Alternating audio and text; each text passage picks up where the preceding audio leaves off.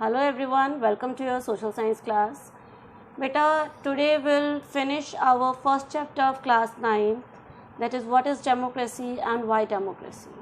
We had done the various features, the comparison between the democratic and non-democratic government, and in our previous class we had done the case studies of some countries which call them democratic country, but they were also violating some democratic features.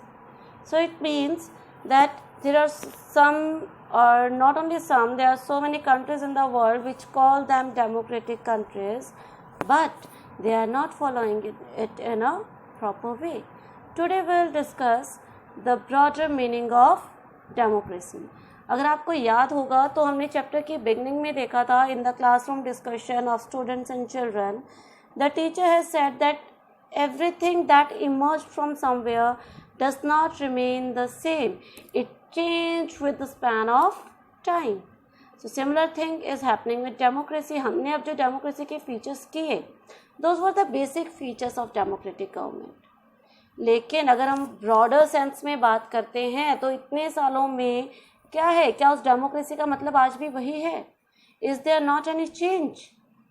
So in this chapter we understood the meaning of democracy in a limited and descriptive sense. हमने जो उसके basic features थे, in a limited sense we understood the concept of democracy. We have understood democracy as a form of government that we had understood.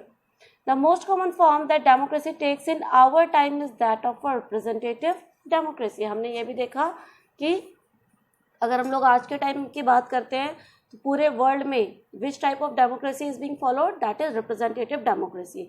हमने किया था representative democracy कितने types की है, 2 टाइप्स की, parliamentary and another was presidential.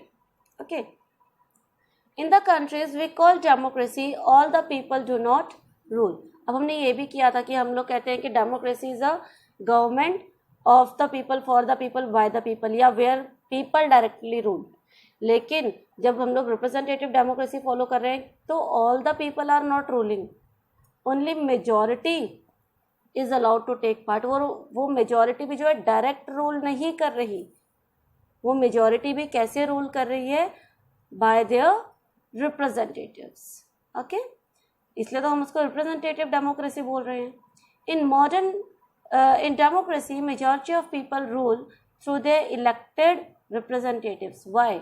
अब हम लोग यहाँ पे देखेंगे कि अब ये मैक्सिमम कंट्रीज में, मैक्सिमम डेमोक्रेटिक कंट्रीज में जो रिप्रेजेंटेटिव डेमोक्रेसी है वो क्यों है, यानी डायरेक्ट डेमोक्रेसी क्यों हम लोग फॉलो नहीं कर पा रहे.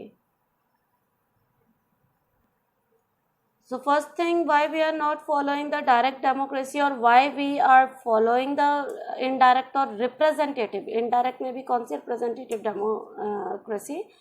The first one is the modern democracies involve such a large number of people that it is physically impossible for them to sit together and take a collective decision. अगर हम लोग आज की कंट्रीज की बात करते हैं तो हर कंट्री, कोई भी कंट्री आप उठा लो, हर कंट्री पॉपुलेशन इतनी ज़्यादा है that of course practically it is not possible for all the people of the country to sit together and take a collective decision. आप ये देखो, पूरे स्कूल को इकट्ठा कर लो. ओके, हम सोसाइटी की बात भी नहीं करेंगे, पूरे स्कूल को इकट्ठा कर लो, बच्चों को एक साथ बिठा दो और आपसे अगर हम लोग किसी चीज़ पर डिस्कशन करेंगे and will ask for your views और योर ओपिनियंस, तो आप सबके अलग अलग व्यूज़ होंगे, राइट?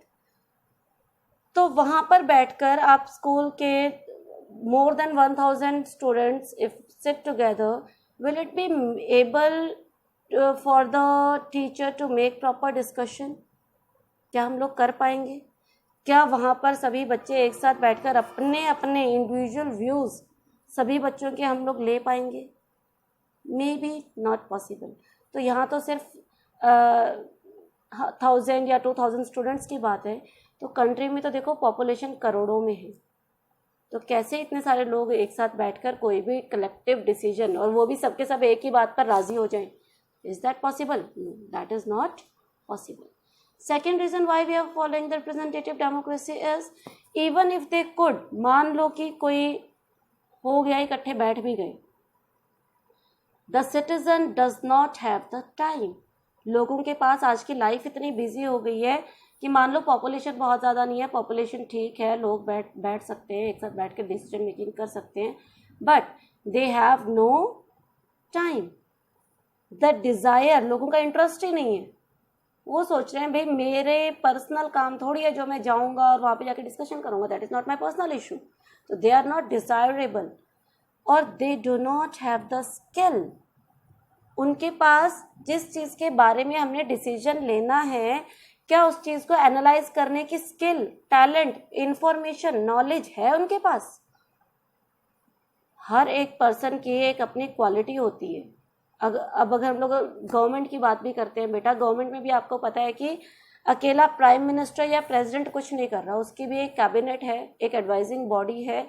पार्लियामेंट में हर तरह के जो नेता बैठे हुए हैं, हर एक की एक अपनी अपनी स्किल है, हर एक को एक उसकी स्पेशलिटी के अकॉर्डिंग, उनकी क्वालिफिकेशन के अकॉर्डिंग कह लो या उनके एक्सपीरियंस के अकॉर्डिंग कह लो, उनको अलग अलग डिपार्टमेंट दिए हुए हैं। कोई एजुकेशन डिपार्टमेंट संभाल रहा है, कोई मेडिकल डिपार्टमेंट संभाल रहा है, कोई डिफेंस संभाल रहा है, और सब लोग अपने अपने काम को एक प्रॉपर वे में कर रहे हैं, उनसे रिलेटेड डिसीजन ले रहे हैं।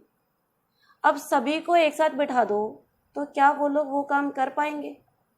अब मुझे तो भाई एजुकेशन के बारे में कोई नॉलेज ही नहीं है, अब मेरे से एजुकेशन के बारे में कोई एडवाइस मांगोगे तो मैं कैसे दूंगी? अब सपोज मुझे एजुकेशन के बारे में नॉलेज है, लेकिन मुझे मेडिकल साइंस यानी हेल्थ डिपार्टमेंट के बारे में मुझे कोई नॉलेज ही नहीं है, और मेरे से अब दवाइयों के बारे में पूछेंगे या किसी चीज़ के बारे में पूछेंगे that how to tackle this situation, तो how could I be able to give my advice there? शायद मैं अपनी उतनी परफेक्ट एडवाइस नहीं दे पाऊंगी। सो अगर सिटीजन एक साथ बैठ भी जाएं तो उनके पास टाइम नहीं है, उनके पास wish, they are not desirable और they do not like to wish sit together. And finally every citizen is not having a proper experience and skill of all types of decision making. हर एक के पास हर topic से जुड़ी हुई skill, information, knowledge, experience नहीं है, हर कोई अपनी अपनी फील्ड में एक्सपर्ट है। तो इसलिए it is not possible at present time to follow the direct democracy. That is why most of the countries are following the indirect democracy or the representative democracy in the world. Next is, अब क्योंकि हम लोग broader meaning की बात कर रहे हैं, AIIMS of good democracy. अभी ये एम्स डिस्कस करने से पहले मैं आपसे कुछ बातें डिस्कस करना चाहती हूँ बेटा, कि अब जो डेमोक्रेसी है ना, देखो वो अब सिर्फ गवर्नमेंटल इशू नहीं है। जब हम लोग कई बार अपनी फैमिली में भी बात करते हैं, आप लोगों ने ध्यान दिया होगा, फैमिली में कई बार कोई इशू डिस्कशन चल रही है, सपोज आपसे रिलेटेड ही कोई टॉपिक है, यू आर अ स्टूडेंट, या आप अपने घर में जैसे बच्चे हैं, आपके फ्यूचर के बारे में कोई डिसीजन लिया जा रहा है, एंड सपोज आपसे ही ना पूछा जाए, आपके ऊपर एक ऑर्डर दे दिया, भाई बेटा तुमने तो यही करना है, हाउ विल यू फील? आपके माइंड में क्या आएगा? आपके माइंड में आएगा मेरी लाइफ है और मेरे से पूछा नहीं जा रहा, ज़बरदस्ती मेरे ऊपर थोप दिया, ज़बरदस्ती मेरे से पूछा नहीं जा रहा। ये बातें हमने कहाँ पढ़ी थी? डेमोक्रेसी के फीचर्स में तो पढ़ी थी कि ज़बरदस्ती नहीं होनी चाहिए, एडवाइस, सबका ओपिनियन लेकर कोई भी डिसीजन लेना चाहिए। तो यानी कि अब जो डेमोक्रेटिक व्यू पॉइंट है वो सिर्फ गवर्नमेंट तक लिमिटेड ना रहकर हमारी लाइफ में हर जगह पर हम लोग इसको देख रहे हैं। क्लासरूम की बात कर लेते हैं। क्लासरूम में सपोज टीचर या तो सिर्फ अपनी ही चलाता रहे, या फिर सपोज वो सिर्फ एक ही बच्चे को बहुत ज़्यादा इम्पोर्टेंस देता है कोई टीचर, और ये आप लोग बहुत बार ये सब चीज़ें फेस भी करते हो, आप लोग डिस्कस भी करते हो, आपस में भी करते हो कई बार, या फिर कोई टीचर जिसके साथ आप अपनी प्रॉब्लम शेयर कर सकते हो, आप उन टीचर्स के साथ भी शेयर करते हैं ये बातें। तो सपोज कोई टीचर है, वो सिर्फ एक ही बच्चे को हर चीज़ में इंपॉर्टेंस दे रहा है बिकॉज ऑफ एनी रीज़न, बाकी बच्चों को वो टोटली इग्नोर कर रहा है। बाकी बच्चे अगर किसी चीज़ में कोई आंसर देना चाहते हैं, कोई सजेशन देना चाहते हैं, the teacher is not listening to that those children. सिर्फ एक के ओपिनियन लिया जा रहा है, बार बार एक ही बातें सुनी जा रही हैं, एक की एडवाइस को, एक की सजेशन को प्रेफरेंस दी जा रही है। तो आप लोग भी क्या बोलते हो, मैम तो ना बस एक के बारे में सोचते हैं, या ये सर तो है ना सिर्फ एक ही स्टूडेंट है इनका तो फेवरेट, इन्होंने तो हमारी तो सुननी ही नहीं है, तो आपके मन में उस पर्टिकुलर टीचर के लिए क्या हो जाएगा, कहीं ना कहीं you feel ignored and you feel disrespect in the class. तो फिर आपकी क्या उसके साथ अटैचमेंट हो पाएगी? नहीं, आपका उनकी क्लास में कोई इंटरेस्ट ही नहीं रहेगा। तो ऐसे ही अब यहाँ पर भी हमने क्या देखा, तो यहाँ पे भी बच्चे किसके बारे में इनडायरेक्टली कहीं ना कहीं वो जो डेमोक्रेटिक राइट्स जो हम गवर्नमेंट में बात कर रहे हैं वो अपने क्लासरूम में भी चाहते हैं, हम अपनी फैमिलीज में भी चाहते हैं। सो व्हाट, अब हम लोग गवर्नमेंटल वे में बात करते हैं गवर्नमेंट के रिगार्डिंग, तो what should be the aim of good democracy? The aim of good democracy, the first one is true democracy will come to this country only when no one goes hungry to bed. अभी अगर हम लोग बिल्कुल ideal democracy की बात करते हैं तो आइडियल डेमोक्रेसी कौन सी है? जो लोगों की सारी प्रॉब्लम्स को दूर कर दे। तो सबसे पहले तो जो हमारी बेसिक नेसेसिटी है, रोटी कपड़ा मकान कहते हैं ना, तो कोई भी भूखा ना सोए, है ना। फिर तो मतलब बिल्कुल अगर हम लोग आइडियल डेमोक्रेसी की बात करते हैं, good democracy means ideal democracy, तो फिर कोई भी भूखा ना सोए, तभी जो है वहाँ पर एक्चुअल डेमोक्रेसी होगी, यानी लोगों की हर बेसिक रिक्वायरमेंट तक फुलफिल की जा रही है। Second, in a democracy every citizen must be able to play equal role in decision making. For this you do not need just an equal right to vote. अब इस decision making का मतलब ये नहीं है कि आप सबको वोटिंग का अधिकार मिल गया तो बहुत है, इसका मतलब हम लोगों को हमारे डेमोक्रेटिक राइट्स मिल रहे हैं। बट अगर हम लोग एक आइडियल डेमोक्रेसी की बात करते हैं तो there it means every citizen needs to have equal information. सभी सिटीजन्स के पास, either he or she is a boy or a girl, rich or poor, belongs to any caste, any religion, whatever, they must have the equal information। सबको basic education मिलनी ज़रूरी है। जो हमारे resources हैं वो सबको बराबर मिलनी चाहिए, मतलब जो हमारी बेसिक रिक्वायरमेंट है या गवर्नमेंट की तरफ से जो भी हमें फैसिलिटीज़ मिल रही हैं वो सब में इक्वली डिस्ट्रीब्यूट होनी चाहिए। And a lot of commitment of government towards the people and vice versa. क्या ये सभी चीज़ें अगर हम लोग बात करें, बाकी कंट्रीज़ को छोड़ दो, हम इंडिया की बात करते हैं, तो क्या ये फुलफिल हम लोग कर पा रहे हैं? I don't think so. तो फिर अगर हम लोग आइडियल डेमोक्रेसी या आइडियल गवर्नमेंट की बात करेंगे तो वो तो आई थिंक पूरे वर्ल्ड में कहीं भी नहीं है ना। वो तो पूरे वर्ल्ड में शायद ही हमें कहीं देखने को मिलेगी जो हम कहते हैं आइडियल डेमोक्रेसी या आइडियल डेमोक्रेटिक गवर्नमेंट। लेकिन क्योंकि हर डेमोक्रेटिक गवर्नमेंट में कुछ ना कुछ कमियां होंगी, हो सकता है वो कंट्री की इकोनॉमिक कंडीशन तो सुधार पा रही है लेकिन पॉवर्टी को नहीं कम कर पा रही। इसके लिए इंडिया हमारे सामने एग्जाम्पल है। बेसिक एजुकेशन अब क्या है, अब अगर हम लोग इंडिया की बात करते हैं, देखो गवर्नमेंट अपनी तरफ से दे रही है basic education, free of cost दे रही है up till the age of 14 years. लेकिन क्या सभी बच्चे स्कूल जा रहे हैं? अब गवर्नमेंट सबको ज़बरदस्ती पकड़कर तो स्कूल में नहीं भेज सकती। ये तो हमारी रिस्पॉन्सिबिलिटी बनती है ना, कि नहीं बनती, कि अब हमारे घर से आके बच्चों को भी सरकार निकाल कर स्कूल में छोड़कर आएगी? नहीं, सरकार हमें फैसिलिटी दे रही है लेकिन सभी लोग उसका फ़ायदा मजबूरी के कारण या whatever the reason is they are not taking advantage of it.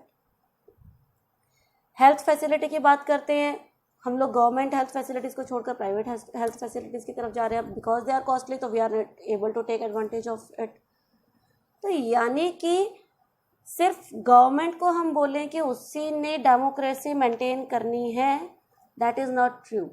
It is the responsibility of both government as well as the citizen of the nation. हम सबकी रिस्पॉन्सिबिलिटी बेटा ये बनती है। सरकार अगर हमें पॉलिसीज़ दे रही है, कोई स्कीम्स हमारे लिए बना रही है, कोई rules if the government is making, but उन रूल्स को प्रॉपर वे में फॉलो करना किसकी ड्यूटी है? It is our responsibility. अब हम लोग बोल देते हैं कि गवर्नमेंट जो है वो करप्ट है, पॉलिटिकल लीडर्स करप्ट है, पुलिस करप्ट है। वो करप्शन फैला कौन रहा है? राह चलते अगर हमें पुलिस पकड़ लेती है तो पुलिस को 100-500 का नोट निकाल के देने वाला पहले कौन है? हम है। कटवाओ चलान। मानते हो ना इस बात को? तो it means government alone is not responsible for anything. भाई सरकार पैसे देती है इलेक्शन जीतने के लिए, लेने वाला कौन है? हम ही तो हैं। Why do we take the money? Just deny it, मना कर दो। कैसे सरकार ज़बरदस्ती, कैसे मतलब पॉलिटिकल लीडर्स ज़बरदस्ती आपको पैसा कैसे दे देंगे? तो बेटा किसी भी चीज़ में जब कोई कमी रह जाती है तो उसके लिए कोई भी वन साइडेड रिस्पॉन्सिबल नहीं होता। स्पेशली अगर हम लोग यहाँ पर अभी गवर्नमेंट की बात कर रहे हैं तो the development of the government plus to maintain the democracy की हम लोग बात कर रहे हैं अगर, तो to make the ideal democratic government, it is not only the responsibility of the government but also of the people, also of the citizen of that country.